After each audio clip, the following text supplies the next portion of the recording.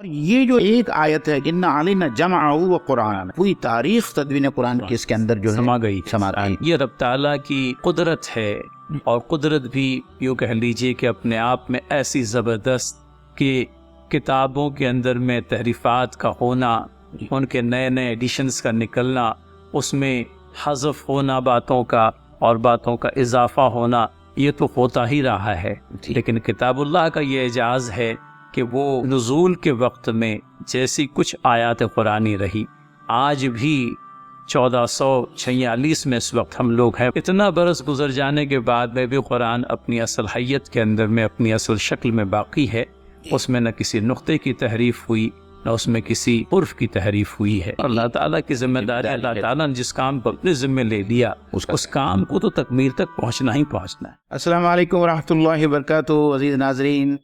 فرض تفسیر کی نشست میں آپ سب لوگوں کا استقبال ہے۔ انشاءاللہ تعالی سورہ القیامہ کی دوسری نشست آیت نمبر 11 سے آگے کی آیتوں کی تفسیر کا انشاءاللہ احاطہ کرنا مقصود ہے۔ قبل اس کے کہ میرے ساتھی جناب فیصل قاضی صاحب آیتوں کی تلاوت اور ترجمانی آپ لوگوں کے سامنے پیش کریں،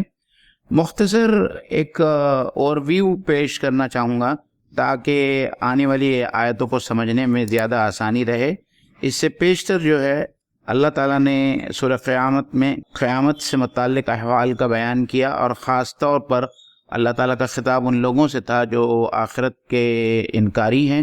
اور آخرت کو نہیں مانتے ہیں،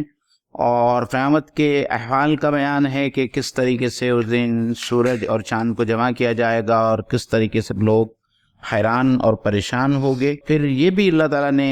پہلی 10 آیتوں میں یہ بھی بیان کیا کہ اس وقت انسان، خاص طور پر وہ لوگ منکرین قیامت جو تمام، نہ صرف یہ کہ آپ صلی اللہ علیہ وسلم سے اور اس سے پہلے کے بھی جتنے انبیاء گزرے ہیں، ان کے جو قوم تھی وہ قوم اپنے رسول سے عذاب کی دہائی مانگتی تھی کہ وہ عذاب کب آنے والا ہے، وہ عذاب کیوں نہیں آ رہا ہے، جس قیامت کا آپ ذکر کر رہے ہیں۔ اس دن یہ تمام لوگ جب قیامت آئے گی تو بڑے ہی تکلیف میں آ جائیں گے اور ان کی آنکھیں پھٹی کے پھٹی رہ جائے گی، جیسے کہ قرآن مجید میں وہ ایک آیت آئی ہے۔ اور پھر وہ یہ پوچھیں گے، جن لوگوں کو قیامت پر یقین ہے تو وہ تو جانتے ہوں گے کہ قیامت ہونے والی ہے اور اللہ کے نزدیک ہماری حاضری ہونے والی ہے، لیکن یہ لوگ وہاں پوچھیں گے کہ جس قیامت کی بہت جلدی مچا رہے تھے قیامت کے آنے میں، کہ اب اس حالات سے، ان حالات سے، مطلب قیامت کے ہو جانے کے بعد میں کس طریقے سے بچا جا سکتا ہے۔ اور اس کے بعد میں اللہ تعالیٰ جو ہے یہ آیت نمبر 11 سے آگے کے آگے جو ہے اللہ تعالیٰ ان کا جواب دے رہا ہے کہ کس طریقے سے ان کو بھاگنے کا وہاں سے کوئی راستہ نہیں ملے گا، کس طریقے سے اللہ تعالیٰ ان کے سامنے ان کی گزری ہوئی زندگی کے تمام اعمال کو اور تمام کچے چٹھے کو ان کے سامنے لا کر رکھ دے گا، اور وہ معاذیرہ، مطلب وہ عذر پیش کریں گے، لیکن وہ جانتے ہوں گے کہ یہ عذر لنگ ہوگا، کیونکہ جو کچھ بھی گناہ انسان کرتا ہے اس کا اس کو اچھی طریقے سے علم ہوتا ہے۔ اور پھر اس کے بعد میں جو ہے ایک جملہ معترضہ ہے جو قرآن مجید، اور قرآن مجید جس زمانے میں آپ صلی اللہ علیہ وسلم پر وحی نازل ہو رہی تھی، اور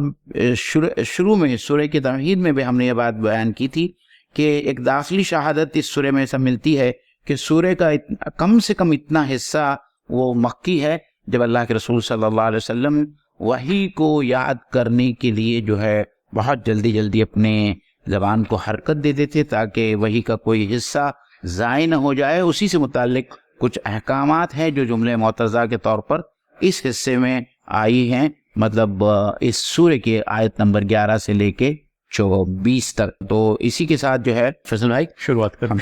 السلام علیکم ورحمۃ اللہ وبرکاتہ۔ ناظرین، آیت نمبر 11 سے ہمیں شروعات کرنی ہے، لیکن چونکہ آیت نمبر 10 11 سے متصل ہے اور مضمون کے اعتبار سے بھی، تو ہم سب سے پہلے 10 اور 11 ان دونوں آیات کی تلاوت کر لیتے ہیں۔ اعوذ باللہ من الشیطان الرجیم، یقول الانسان یومئذ این المفر کلا لا وزر۔ ارشاد باری تعالیٰ، اس وقت یہی انسان کہے گا کہاں بھاگ کر جاؤں، ہرگز نہیں، وہاں کوئی جائے پناہ نہ ہوگی۔ تو روز قیامت آخرت کے انکاری اس بات کی خواہش و تمنا کریں گے کہ کہیں کوئی راہ فرار مل جائے اور اس راہ فرار کو اختیار کر کے وہ گویا کہ اپنے رب کے حضور جو جواب دہی ہے اس سے بچ جائیں، لیکن ان کو متنبہ کیا جا رہا ہے کہ ایسے انکاری جب یہ کہیں گے کہ کہاں بھاگ کر جاؤں، کہ کوئی راہ فرار بھی موجود ہے کہ میں اسے اختیار کروں، تو جواباً یہ بات کہی گئی کلا لا وزر، ہرگز نہیں، وہاں کوئی جائے پناہ نہ ہو۔ تو معین بھائی بھرپور اہتمام یوں سمجھ لیجئے کہ منکرین کا اللہ تعالیٰ نے اس روز کر رکھا ہے کہ کہیں کوئی راہ فرار نہیں ہے، اللہ تعالیٰ کے حضور ہی اگر کوئی پناہ ملی تو ہی پناہ ہے۔ صحیح۔ اور پھر اس کے بعد میں آیت نمبر 12 إِلَىٰ رَبِّكَ يَوْمَئِذٍ الْمُسْتَقَرُّ، اس روز تیرے ربی کے سامنے جا کر کے ٹھہرنا ہوگا۔ تو جیسا کہ کہا ہم نے کہ اگر کہیں پناہ نصیب ہوگی تو اللہ تعالیٰ کے دامن رحمت میں ہی پناہ نصیب ہوگی، لیکن دامن رحمت میں پناہ حاصل ہوگی بہرحال ان لوگوں کو جو اللہ تعالیٰ کی رحمت کے امیدوار رہے وہ جنہوں نے اللہ تعالیٰ کی آیات کا، آخرت کا انکار کیا۔ ان کے لیے تو اللہ تعالیٰ کی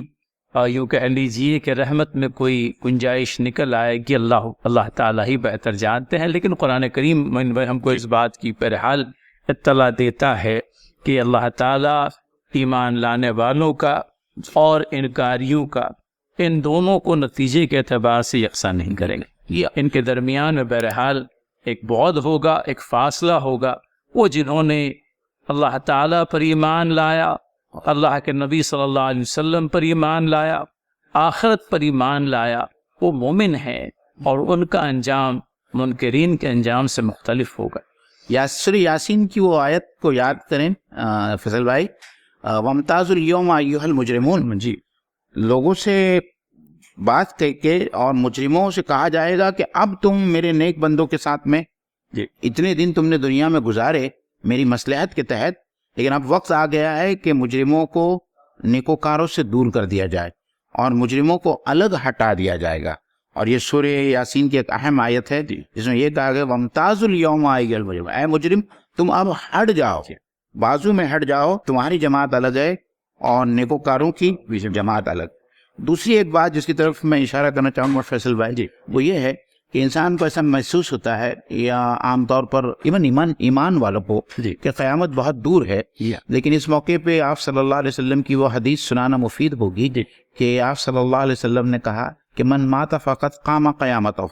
کہ آدمی مر گیا تو اس کی قیامت قائم ہو گئی۔ تو ہمارا بھی یہی حال ہوگا کہ جیسے ہی آنکھیں بند ہوگی اور روح ہماری قفس عنصری سے پرواز کر جائیں گی تو ہم اپنے آپ کو اس میدان حشر میں پائیں گے۔ تو ہماری موت اور قیامت کے درمیان جتنا بھی فاصلہ ہوگا، چاہے وہ کتنی ہی سال ہو، وہ ایک پل میں گزر جائیں گے، اور جب دوسری بار ہماری آنکھ کھلیں گی تو ہم اپنے آپ کو اللہ تعالیٰ کے سامنے اور جواب دہی کے لیے حشر کے میدان میں پائیں گے۔ تو یہ ہمارے نزدیک جو ہے اس کا استحضار ہونا اور ہمارے دل میں اس کو رکھنا اور ہمارے رڈار پہ یہ رکھنا کہ جس دن ہماری موت ہو گئی اس دن کے فوری بعد جو ہے اللہ تعالیٰ کے سامنے حاضری ہے ہماری جواب دہی کے لیے، اور کیا ہم اس جواب دہی کے لیے تیار ہیں؟ تو اس تیاری کی جو ہے ہم کو ہمیشہ کوشش کرنی چاہیے۔ اور دوسری بات معین بھائی یہ بھی کہ پچھلے ایک ہفتے میں اسی شہر متواتر اموات ہوتی رہی ہیں، اور ایک شخص آج گزرا تو دوسرے دن کسی اور کی باری، تیسرے دن کسی اور کی باری، چوتھے دن کسی اور کی باری۔ تو ایک اندازے کے مطابق پچھلے ہفتے میں متواتر اموات کم از کم 4 تو میرے ذہن میں آئی رہی ہیں اس وقت، اور ہر جانے والا کہیں ہمیں اس بات کا پیغام دے جاتا ہے کہ میں تو میری جو زندگی کی مہلت تھی اس کو ختم کر کے اپنے رب سے جا ملا۔ اب ہمیں کہیں اس بات کی فکر ہونی چاہیے کہ ہماری مہلت عمل بھی بہت تیزی کے ساتھ میں ختم ہوتی جا رہی ہے، اور اللہ تعالی ہمیں استحضار آخرت عنایت کرے، اعمال کی تصحیح کرنے کی توفیق بخشے، وہ اعمال صالحہ جو ہونے سے رہ گئے بار تعالی ہمیں موقع بھی عنایت کر، مہلت بھی عنایت کر، تاکہ وہ سارے حساب جن کے تعلق سے آخرت میں جواب دہی خدا نخواستہ کرنی پڑے، دنیا کے اندر میں ہی بے باک کر کے ہم تیرے حضور حاضر ہو سکیں۔ اور فیصل بھائی آپ نے بڑی اچھی بات کی، جی کیونکہ جو آپ نے بات کی وہی بات بہو جو ہے جی آیت نمبر 13 میں بیان کی جا رہی ہے جو اللہ تعالیٰ کی طرف سے. بالکل یہ روز قیامت کا بیان ہے ناظرین. جی اور روز قیامت کے اس بیان پر اب انسان جب کہ اللہ تعالیٰ کے حضور حاضر ہے، میدان محشر میں وہ موجود ہے، اس وقت انسان کو خبر دی جائے گی. یونبؤ کے لفظ آئے ہیں، کا لفظ آیا ہے آیت نمبر 14 آپ میں. نے آیت پڑھی نہیں. ارشاد بارِ تعالیٰ یونبؤ الانسان یومئذ بما قدم واخر. اس روز انسان کو اس کا سب اگلا پچھلا کیا کرایا بتا دیا جائے گا. معین بھائی یہاں پر قدم اور اخر کو لے کر کے جی مفسرین نے بہت اچھی بحث کی ہے. جی اور یوں کہہ لیجئے کہ نہ صرف انسان کے اعمال بلکہ اس دنیا سے گزر جانے کے بعد میں جی اپنے اعمال کے وہ اثرات جو چھوڑ جاتا ہے جی ان کے تعلق سے بھی انہوں نے جو ہے اپنی آرا کا اظہار کیا ہے. بلکہ آرا کا اظہار کرنے کی بجائے ہمیں تو وہ حدیث بھی ملتی ہے جی کہ چونکہ قابیل نے اس دنیا کے اندر میں قتل کی طرح ڈالی، جی اپنے بھائی کا قتل کر کے گویا کہ اس صفحہ ہستی پر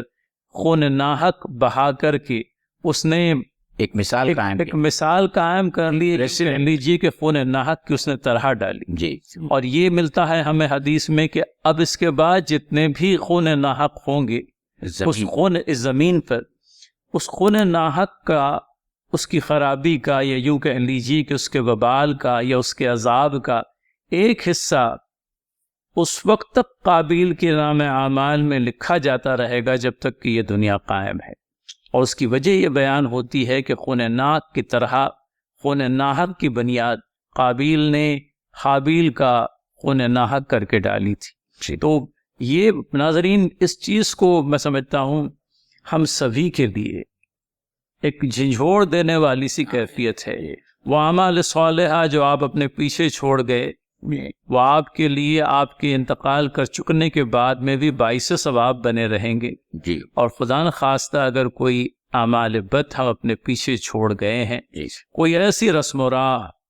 جو سنت کے مطابق نہیں ہے،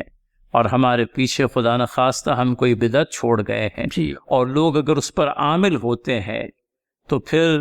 اس کا وبال بھی ہمارے حصے میں بہرحال آتا رہے گا. قدم و اخر کے سلسلے میں معین بھائی اگر سمجھ لیجیے جی کچھ اور وضاحت. کچھ باتیں یہ ہیں، جی 4 پہلو کی طرف اشارہ کیا گیا ہے. قدمہ کی معنی یہ ہوتی ہے کہ آگے کی طرف بڑھانا. تو وہ تمام اعمال جو ہم نے آگے کی طرف بڑھائے وہ بھی بتا دیے جائیں گے. اور یونبؤ کا جو صیغہ آیا ہے یہ مجہولی صیغہ ہے، مطلب پیسو وائز ہے کہ انسانوں کو بتا دیا جائے گا جو کچھ بھی اس نے اپنے اعمال آگے بھیجا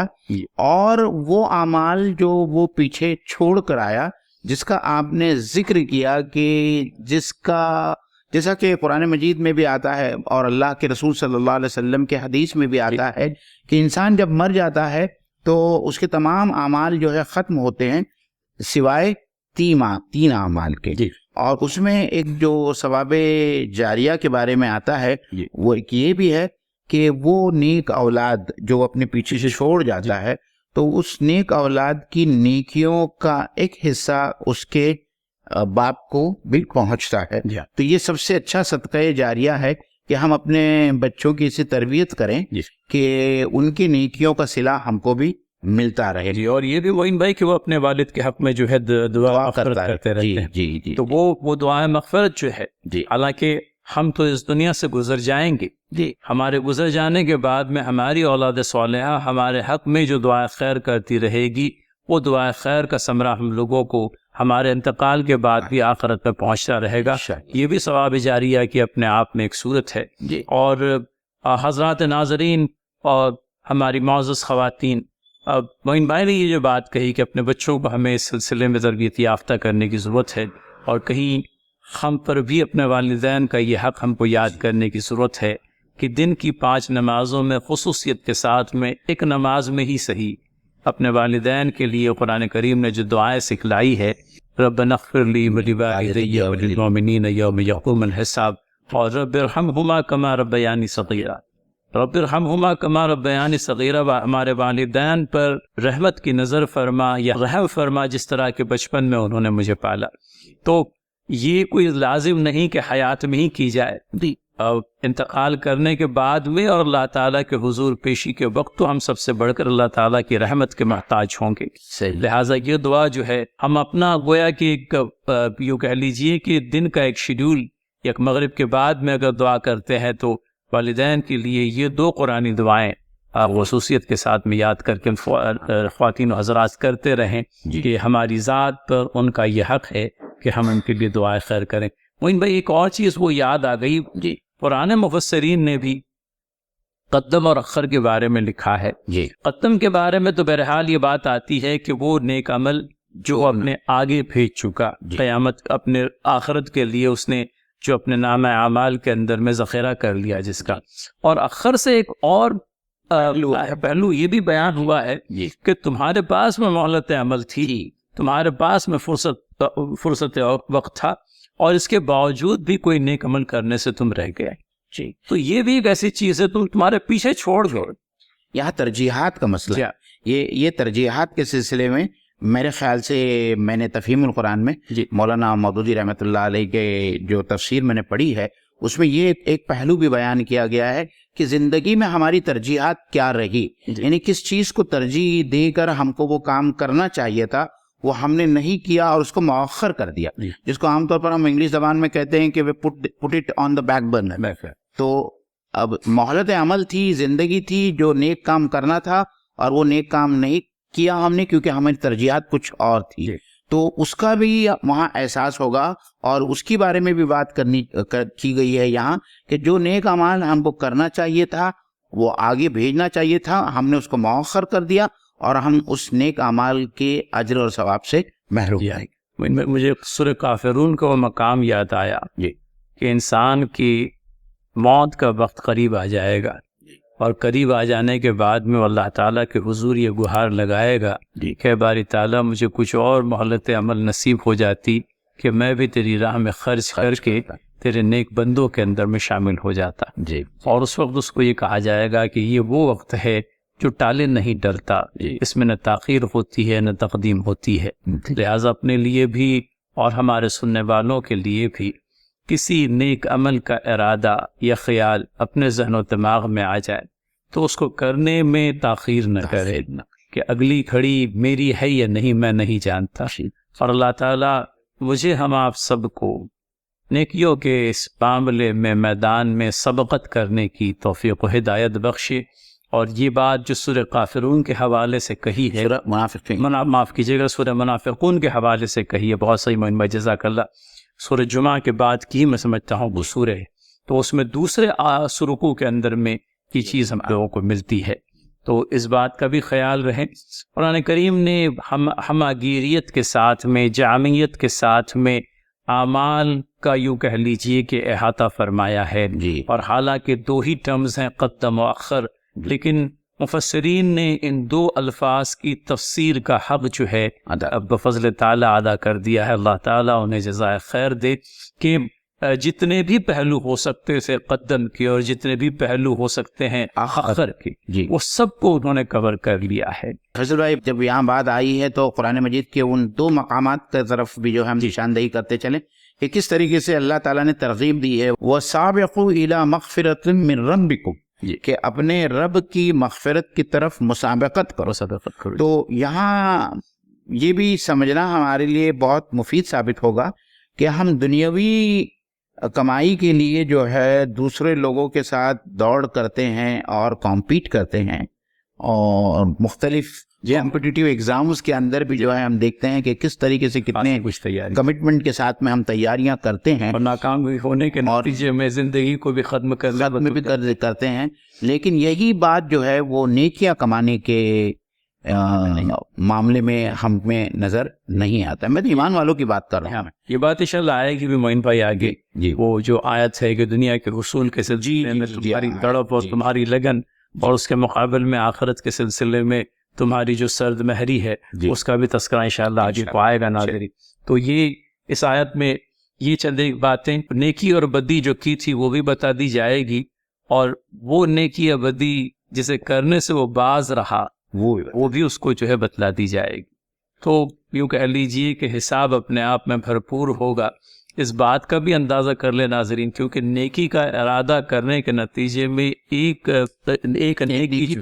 وہ تو لکھ دی جاتی ہے، اور اگر آپ اس نیکی پر عمل پیرا ہو جائیں تو پھر مزید ثواب آپ کو ملتا ہے۔ لیکن بدی کے سلسلے میں یہ بھی کہ بدی کا خیال آنے کے بعد میں، ارادہ کرنے کے بعد میں، جب تک کہ وہ عمل بد سرزد نہیں ہو جاتا، جب تک کہ نام اعمال میں برائی لکھی نہیں جاتی، بلکہ یہ چونکہ اپنے آپ مطلب قدرت ہوتے ہوئے بھی آپ نے کسی برے کام کو کرنے سے اپنے آپ کو روکا، یہ بھی اپنے آپ میں یوں کہہ لیجئے کہ ان لوگوں کا یوں کہہ لیجئے کہ عمل ہوتا ہے، ان کا وتیرہ ہوتا ہے جو اپنے آپ جو خیر کے طلبگار ہوتے ہیں اور اپنے آپ کو شرور سے بچانے کی فکر میں رہتے ہیں۔ تو یہ چند ایک باتیں قرآن کریم میں سورہ القیامہ کی اس آیت کے تعلق سے، آیت نمبر 13۔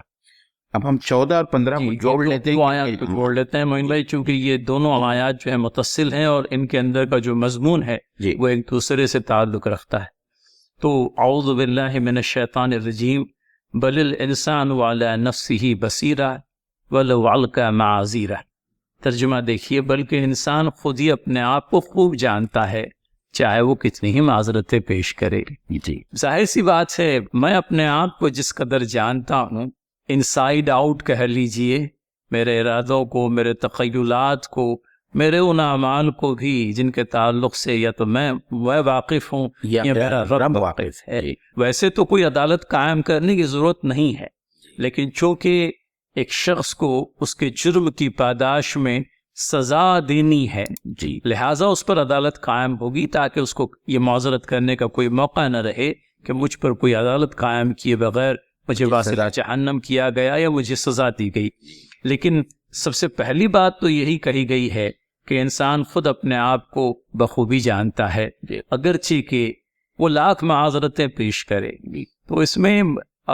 مختلف برائیوں میں ملوث لوگوں کو لے لیں۔ ایک تو وہ ہیں جو اللہ تعالیٰ کے منکر ہیں، کفر و شرک میں مبتلا ہیں، لیکن اپنے ان غلط عقائد کے لیے دنیا بھر کی جھوٹی سچی دلیلیں لا کر کے لوگوں کے سامنے پیش کر دیتے ہیں۔ تو وہ معذرتیں کتنی ہی پیش کریں، لیکن ان کی اپنی جو خرابی ہے، ان کی اپنی جو برائی ہے، اس پر ان کا ضمیر ان کو لعنت ملامت کرتا رہتا ہے، اور وہ بخوبی یہ جانتے ہیں کہ کوئی عذر ان کے پاس میں نہیں ہے اس طرح کے کسی عمل کے کرنے کے لیے، اور نہ ہی کوئی دلیل ان کے پاس میں موجود ہے۔ ایک چور کی مثال لی جا سکتی ہے۔ ایک آدمی جس نے جھوٹ کا سہارا لے کر کے کوئی بات کہی، وہ بھلے ہی اپنے جھوٹ پر 10 پرکار کی ایکسکیوزز پیش کرے۔ ایک چور اپنی چوری کو جسٹیفائی کرنے کے لیے دنیا بھر کی جسٹیفیکیشنز کہیں سے لے آئے،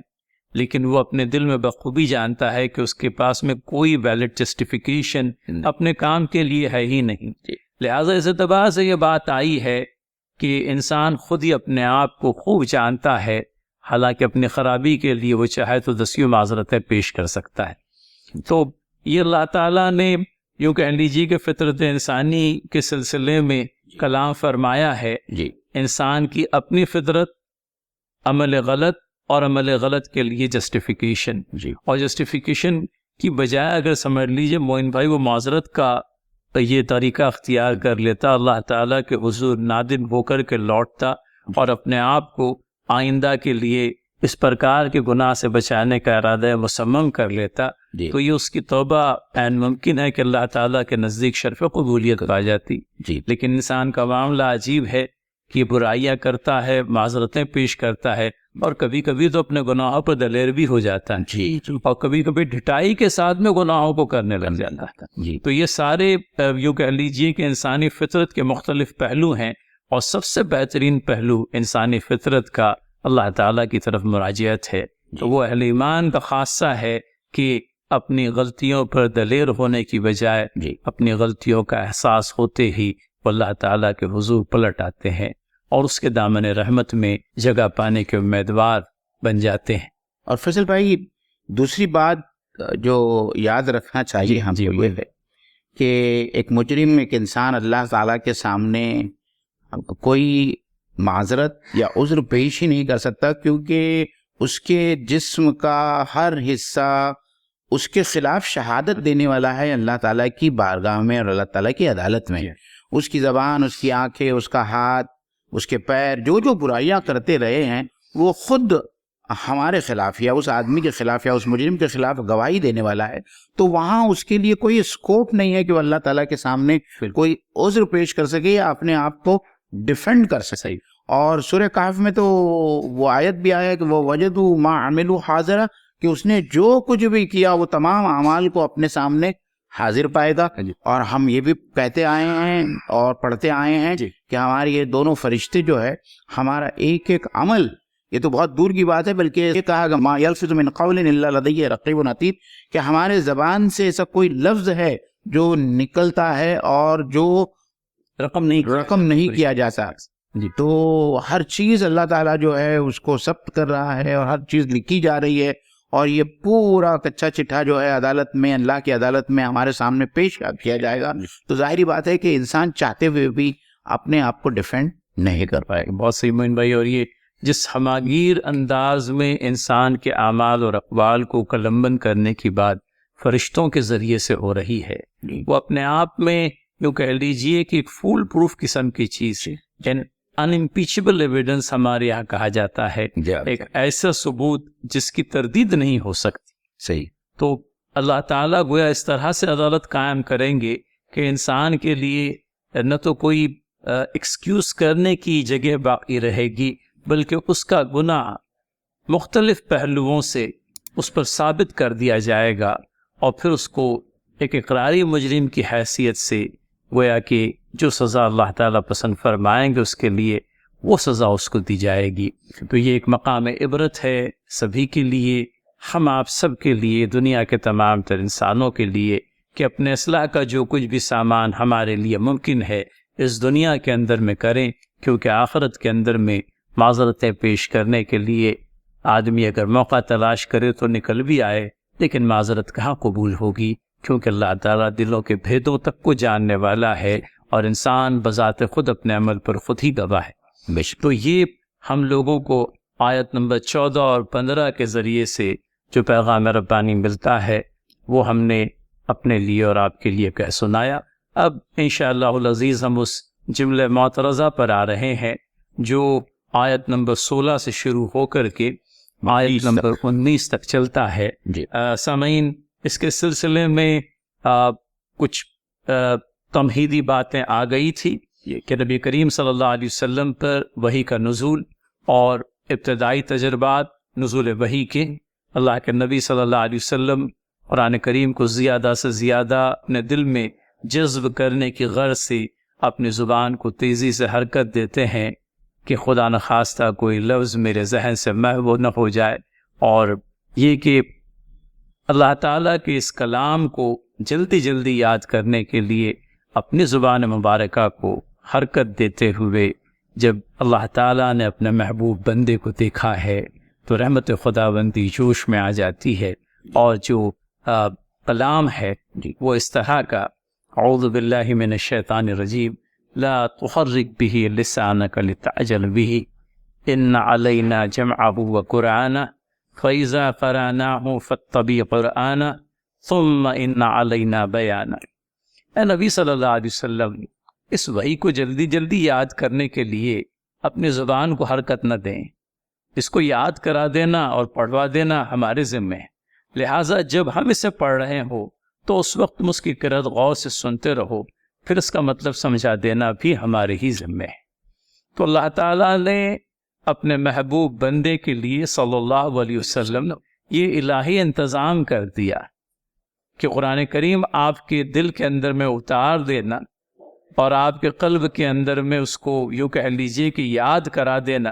نہ صرف یہ بلکہ اس کے معنی اور مطالب سمجھا دینا، یہ سب ہماری ذمہ داری ہے. لہٰذا آپ اس کتاب کو زیادہ سے زیادہ یاد کرنے کی غرض سے اپنی زبان کو جلدی جلدی یاد کرنے کے لیے اپنی زبان کو حرکت نہ دیں. ہر ایک آیت امین بھائی دیکھ لیجئے، سب سے پہلے اسی آیت کو لے لیں، لا تحرک به لسانک لتعجل به، اس وحی کو جلدی جلدی یاد کرنے کے لیے اپنی زبان کو حرکت نہ دیں. ناظرین، اس بات کو بھی یاد رکھیں کہ یہ آپ صلی اللہ علیہ وسلم کا ابتدائی تجربہ تھا، اور آپ ان حالات کا تصور کیجئے کہ اللہ کے رسول صلی اللہ علیہ وسلم ہیں اور حضرت جبرائیل علیہ السلام ان کی پرشکو اور ان کی جو ہستی ہے وہ آ کر آپ پر وحی کر رہی ہے، تو ظاہری بات ہے کہ ایسے حالات میں آپ کا متاثر ہونا بہت ہی فطری بات تھی. ایک بات اس سے زیادہ اہم بات جس کی طرف توجہ دلائی ہے مفسرین نے کہ اللہ کے رسول صلی اللہ علیہ وسلم کو اپنی ذمہ داری کا احساس تھا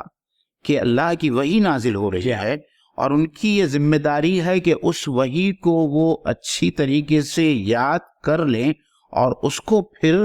من اوعان دوسرے لوگوں کے سامنے پیش کرنا ہے. تو یہ ایک بہت بڑی ذمہ داری کا احساس تھا، اور اسی احساس کے ہوتے ہوئے آپ صلی اللہ علیہ وسلم جو شروع میں یہ کرتے تھے کہ جب حضرت جبرائیل امین آپ کے اوپر وحی لے کر نازل ہوتے تھے تو آپ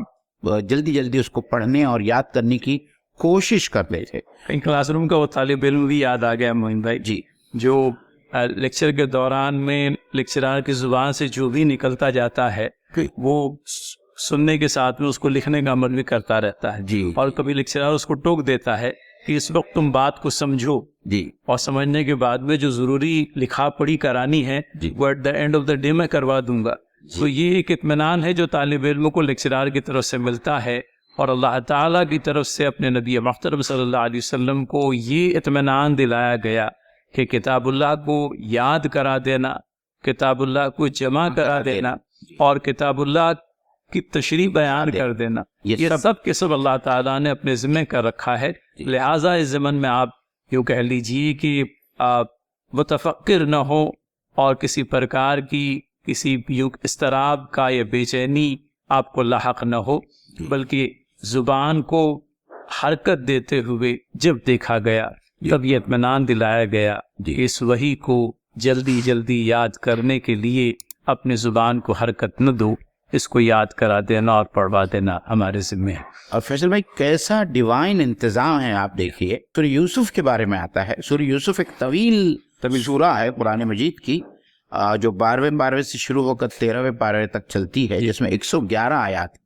اور مفسرین یہ کہتے ہیں کہ آپ صلی اللہ علیہ وسلم پر 111 آیتوں پر مبنی یہ سورہ ایک نشست میں نازل ہوئی، سورہ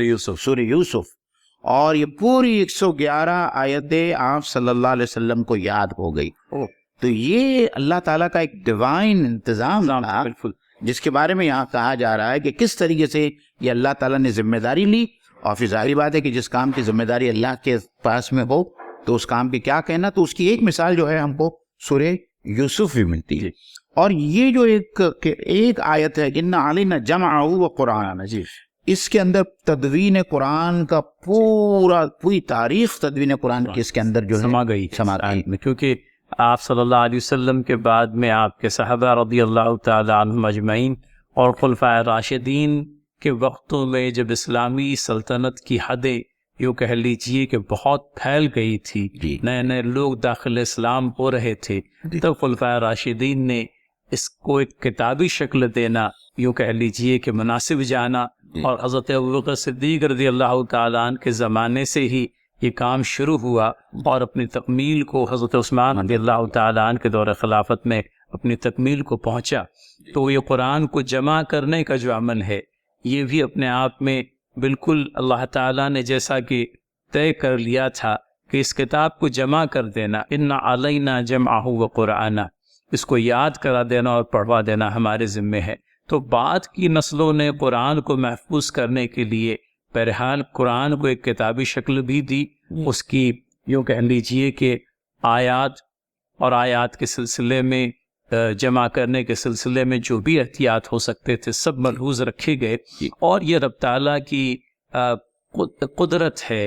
اور قدرت بھی یوں کہہ لیجیے کہ اپنے آپ میں ایسی زبردست کہ کتابوں کے اندر میں تحریفات کا ہونا،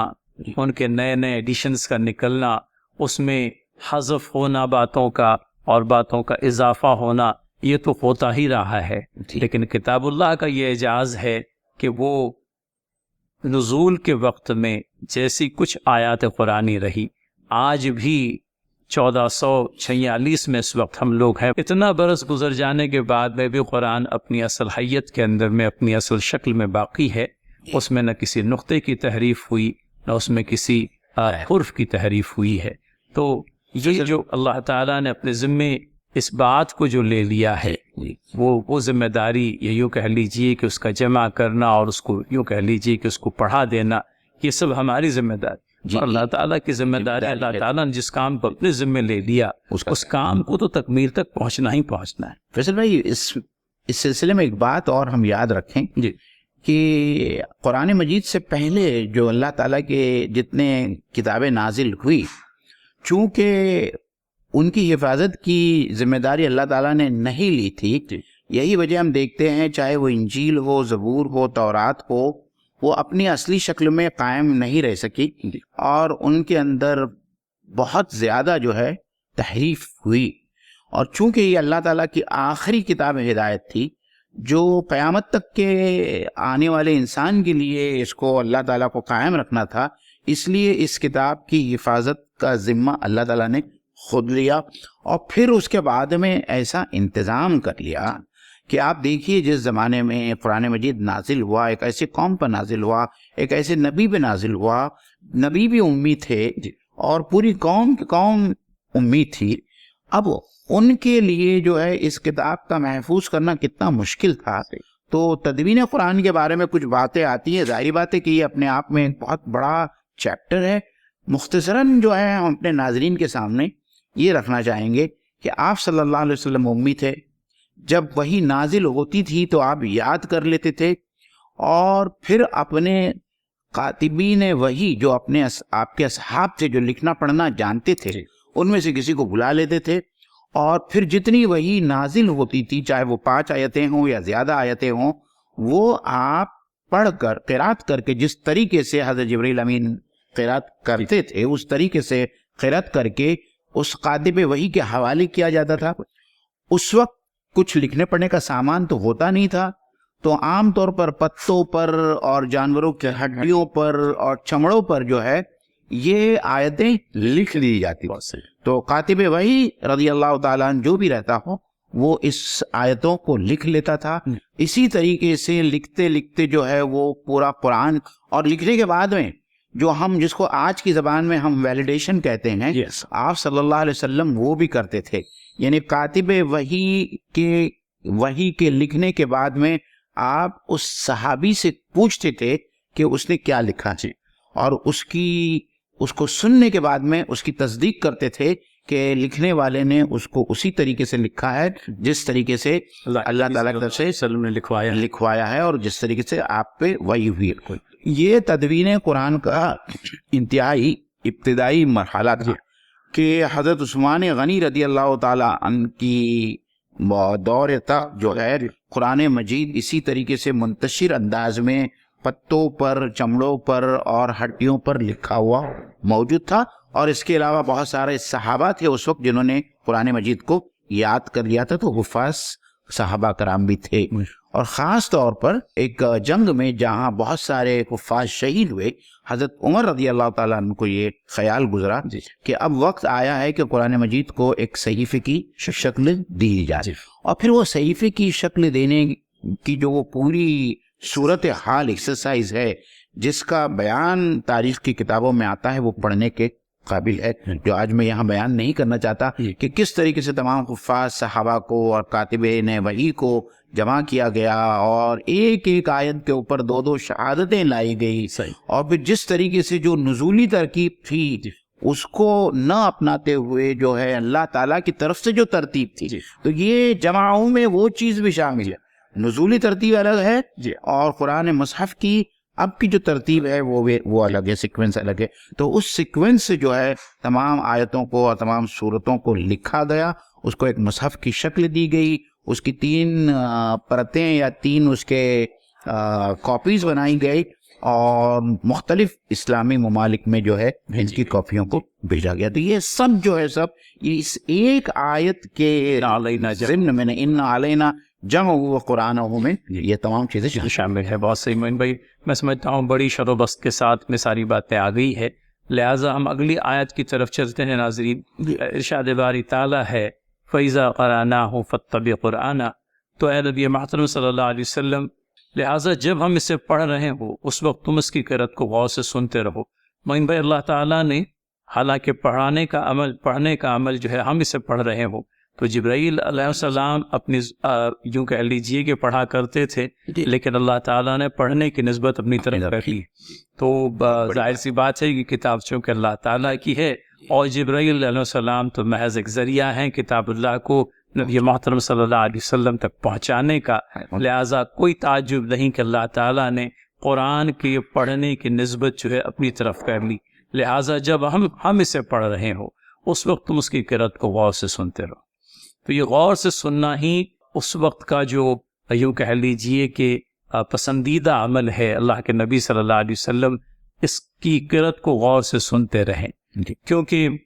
بعد کی جو باتیں ہیں بعد کی جو مراحل ہیں ان کے سلسلے میں یقین دہانی ہے پھر اس کا مطلب سمجھا دینا بھی ہمارے ہی ذمہ ہے. تو یاد کرا دینا پھر اسی طرح سے پڑھوا دینے کے بعد میں اس کو جمع کرا دینا مطلب سمجھا دینا سب کچھ اللہ تعالیٰ نے اپنے ذمے کر رکھا ہے. معانی اور مطالب کو سمجھا دینے کے سلسلے میں بھی معین بھائی مفسرین نے اس کا حق ادا کر دیا ہے اور میں سمجھتا ہوں اس سلسلے میں کچھ نہ کچھ تشریح بلکہ خاصے کچھ تشریحی نکات ہیں جو ہمیں بیان کرنے ہوں گے. بیانہ کے سلسلے میں ایک تو یہ بات ہے کہ قرآن کریم وہ وحی جلی جو فرشتے کے ذریعے سے نبی محترم صلی اللہ علیہ وسلم کی طرف آئی اور اس وحی کو مصحف کی شکل دے کر کے بات کو جو ہے جمع کر دیا گیا. لیکن قرآن کریم کی تشریح بیانیہ جو ہے وہ اس کے سلسلے میں یہ بات بھی ہم لوگوں کو ملتی ہے کہ قرآن کریم کے اندر میں تو بہرحال وہ مقامات موجود ہیں جہاں قرآن کی تشریح و تفسیر ہم لوگوں کو مل بھی جاتی ہے لیکن ساتھ ہی ساتھ قرآن کے اندر میں مختلف احکامات ہیں جو آئے ہیں. مثال کے طور پر نماز کو لیجیے تو نماز کس طرح سے ادا کی جائے نماز کے اندر میں کیا تسبیحات ہوں جب آپ قاعدے میں کھڑے ہوں تب آپ کیا پڑھیں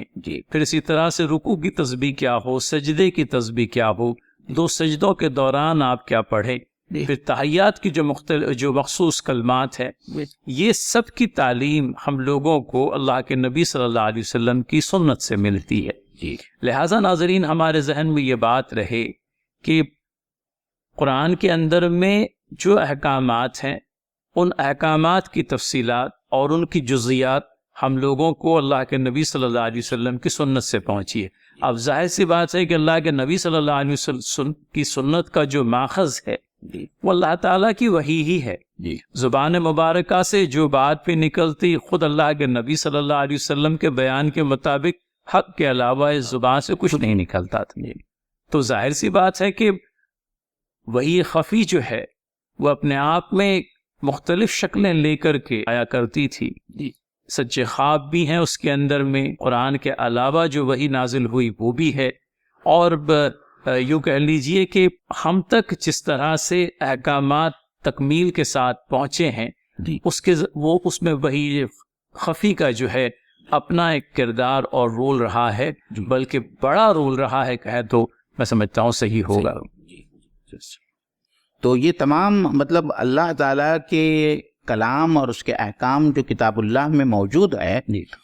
ان کی تفسیر اور ان کی تشریح آپ صلی اللہ علیہ وسلم کی سیرت اور آپ کی زندگی اور آپ کی زندگی کے جو اعمال ہیں جو عبادتیں ہیں اس کی شکل میں جو ہے ہم تک پہنچی ہے اس امت تک متواتر پہنچی ہے. اور اس کا سب سے بڑا ثبوت یہ ہے کہ 1400 سال گزر جانے کے بعد میں بھی ساری امت جو ہے کچھ جزیات کے فرق کے علاوہ اسی طریقے سے نماز پڑھتی ہے جو نماز کا طریقہ آپ صلی اللہ علیہ وسلم سے کی ذات گرامی سے ثابت ہے. اور جیسے کہ فیصل بھائی نے تفصیل سے بتایا کہ قرآن مجید میں تو صرف صلاۃ کا لفظ استعمال ہوا ہے اور اس کی ایک لغوی معنی ہے اس کی ایک اصطلاحی معنی ہے اور اس کا جو اصطلاحی معنی ہے وہ صرف اور صرف آپ صلی اللہ علیہ وسلم کے اعمال اور آپ کے افعال سے اور کس طریقے سے آپ نے نماز پڑھی وہ جو ہے مشہور حدیث ہے کہ صلو کما رأیتمونی اصلی کہ تم اسی طریقے سے نماز پڑھو جس طریقے سے تم مجھے نماز پڑھتا ہوا دیکھتے ہیں. تو نماز کی پوری تشریح جو ہے وہ آپ صلی اللہ علیہ وسلم کے نماز کے ترتیب نماز سے ہمارے تک ہم تک پہنچی ہے. اور یہی معنی ہے اس آیت کے بھی کہ اللہ تعالیٰ نے جو ہے وحی خفی کے ذریعے بہت ساری ایسی باتیں ہیں جو اللہ کے نبی صلی اللہ علیہ وسلم کو پہنچائی. اور پھر آپ دیکھیں کہ قرآن مجید میں آپ صلی اللہ علیہ وسلم کے جو فریضہ منصبی ہے اس میں 4 چیزیں ہیں. اس میں جو ایک امپورٹنٹ چیز ہے کہ قرآن مجید کی اور حکمت کی تعلیم بھی دے رہا. بہت صحیح معنی. یتلو علیہم تلاوت کرنا اور تلاوت کے ساتھ کتاب والحکمہ، اس کتاب کی اور حکمت کی تعلیم دینا بھی جو ہے فریضہ نبوت کے اندر شامل تھا. اور اسی وجہ سے جو ہے اللہ تعالیٰ نے اپنے نبی کو وہ تمام تعلیمات سے آگاہ کیا اور آپ صلی اللہ علیہ وسلم نے کوئی کسر نہیں چھوڑی. بہت صحیح. اور ہر چیز جو اللہ تعالیٰ نے اپنے نبی سے بتائی اللہ کے نبی صلی اللہ علیہ وسلم نے اپنی امت تک پہنچائی. جی. تو قول اور عمل دونوں ہی اللہ کے نبی صلی اللہ علیہ وسلم کے امت کے لیے تعلیم کا باعث بنے، تربیت کا باعث بنے. اور اس میں معین بھائی مجھے اضافی طور پر جہاں ایک مثال ہم نے نماز کی، ہمارا جو شرعی قوانین جو ہیں جی کچھ تو قرآن بیسڈ ہیں جی، اور باقاعدہ مطلب قرآن کے اندر میں ہم لوگوں کو ساری باتیں مل جاتی ہے، خاص کر کے وراثت کے قانون کو اگر آپ دیکھ لیں تو. لیکن اس کے بعد بھی اسلامی قوانین کی جو پوری کی پوری باڈی ہے اس کے اندر میں ایک میجر کنٹریبیوشن ہمارے کو سنت کے ذریعے سے بھی ملا ہے. جی. تو اللہ کے نبی صلی اللہ علیہ وسلم کی سنت کے ذریعے سے اسلامی قوانین کا جو نظام ہے وہ بھی اپنی تکمیل کو پہنچا ہے. جی. تو جہاں یوں کہہ لیجئے کہ بنیادی باتیں قرآن سے لی گئی، وہیں پر ان بنیادی باتوں کے علاوہ جو باتیں ضمناً آئی ہے، جن باتوں کی صراحت قرآن کے اندر میں موجود نہیں ہے، وہ نبی کریم صلی اللہ علیہ وسلم کی سنت کے ذریعے سے ہم لوگوں کو ملی ہے. لہٰذا اسلامی قوانین کے یہ دونوں بنیادی ماخذ بیان کیے جاتے ہیں. سنت رسول اللہ صلی اللہ علیہ وسلم کے سلسلے میں ایک بات ناظرین بہت اچھی طرح سے ہم لوگوں کو سمجھ لینے کی ضرورت ہے. قرآن کریم کے سلسلے میں یہ بات بالکل اپنی جگہ پر کہ ہم اسے وحی جلی کے نام سے، اس کے اندر جو وحی درج ہوئی ہیں، قرآن کریم جن مختلف وحی پر مشتمل ہے وحی جلی کہلاتا ہے. اور وحی خفی ایک ایسی وحی جو قرآن میں درج نہیں، اور اللہ کے نبی صلی اللہ علیہ وسلم کو اس غرض سے یہ وحی پہنچائی گئی کہ آپ اپنے قول و عمل کے ذریعے سے اس امت کی تعلیم و تربیت کا باعث و ذریعہ بن جائیں ان وحی کی روشنی میں جو قرآن کریم کی وحی کے علاوہ ہیں. جی. تو رسالت مآب صلی اللہ علیہ وسلم کے اقوال اور اعمال، لیکن یہ کہہ لیجئے کہ divinely guided word of prophet سنت کیا ہے. تو ہمارے ہاں یہ بات کہی جاتی ہے کہ اللہ تعالیٰ کی طرف سے اللہ کے نبی صلی اللہ علیہ وسلم کو جو ہدایت نصیب ہوئی قرآن میں موجود ہدایات کے علاوہ وہ اللہ کے نبی صلی اللہ علیہ وسلم کی زبان سے جاری ہو گئی. تو ایک تو وہ کلام ہے جو اللہ تعالیٰ کی طرف سے جبرائیل امین علیہ السلام کے ذریعے سے پہنچا، قرآن میں آیا، اور دوسرا وہ جو نطق رسول اللہ صلی اللہ علیہ وسلم سے عطا ہوا. تو صرف ایک ذریعہ ہے. آپ دیکھیے اصل تو وہی حق ہے، ماخذ اس کا.